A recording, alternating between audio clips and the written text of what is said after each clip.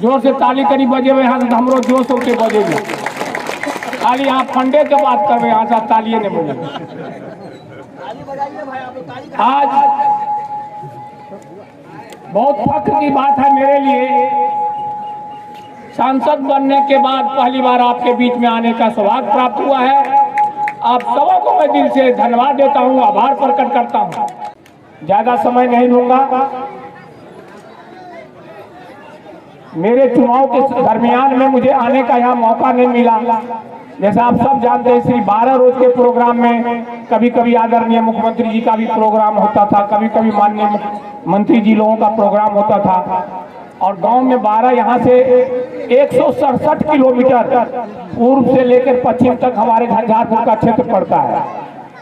और मेरे ख्याल से लौखा से लेकर के आपके क्षेत्र तक करीब 60 किलोमीटर से भी ज्यादा का ये दूरी पड़ता है। और जैसा आप सब जानते हैं कि हमारे हिंदुस्तान ही नहीं पूरे संसार कोरोना काल में ग्रसित हुआ। बहुत बड़े बड़े लोग हमारे बीच नहीं रहे, बहुत बड़े बड़े डॉक्टर हमारे बीच नहीं रहे, नेतागण नहीं रहे। उस दरमियान हमारे भारत सरकार और बिहार सरकार ने आप लोगों के बीच कोरोना काल में आप लोगों को सेवा की। जैसा मुझे मालूम है, ये बाढ़ग्रस्त क्षेत्र है। हमारे आदरणीय मुख्यमंत्री श्री नीतीश कुमार जी जब आप लोग को बरियरवा में पहली बार आए थे, इन्होंने घोषणा की थी कि जब हमारे कैंडिडेट को आप जिताकर भेजेंगे दिल्ली, तो मैं तीसरे महीना आपके यहाँ आऊंगा। और उन्होंने वो करके दिखाया। आप लोगों ने बहुत मान सम्मान दिया।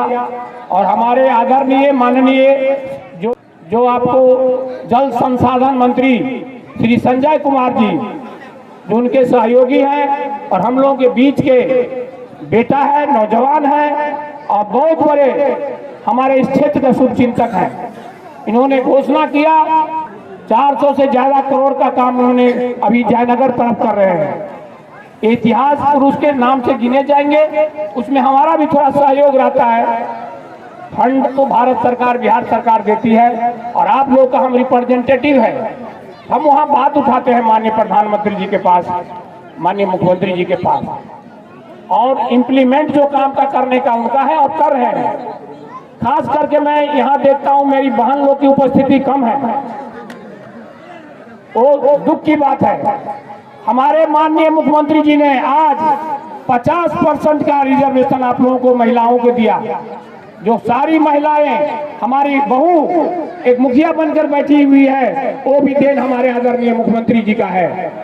अगर वो 50% रिजर्वेशन नहीं देते, आज इस तरह की बहू हमारे बीच में मुखिया बनकर नहीं रहती। इसीलिए आप लोग जोर से ताली बजा करके आदरणीय मुख्यमंत्री जी का स्वागत कीजिए इस बैठक के माध्यम से। आप लोगों को पता होगा, आज से 6 महीना पहले हमारे आदरणीय मुख्यमंत्री जी ने 35% का रिजर्वेशन महिलाओं के लिए किया है। तो क्या चीज में किया है? अगर कोई महिला वीडियो बनना चाहेगी, कोई एसडीओ बनना चाहेगी, कोई सीओ बनना चाहेगी, महिलाओं के लिए 35% का उन्होंने आरक्षण रखा है। अगर कोई पढ़ लिख करके कुछ बनना चाहती है तो पहले उन लोगों का हक बनता है। 35%, 35% हमारे आदरणीय मुख्यमंत्री जी ने महिलाओं के लिए सोचा है। कोरोना काल में हम लोगों का जो एमपी लैड जो फंड था, फंड 2 साल के लिए बंद कर दिया गया। अभी फंड चालू होने वाला है और मैं कोशिश कर रहा हूँ सीएसआर फंड, जो भारत सरकार की सीएसआर फंड होती है, जो एमपी लैंड से कोई मतलब नहीं है, उसको बोलते हैं कॉर्पोरेट सोशल रिस्पॉन्सिबिलिटी फंड।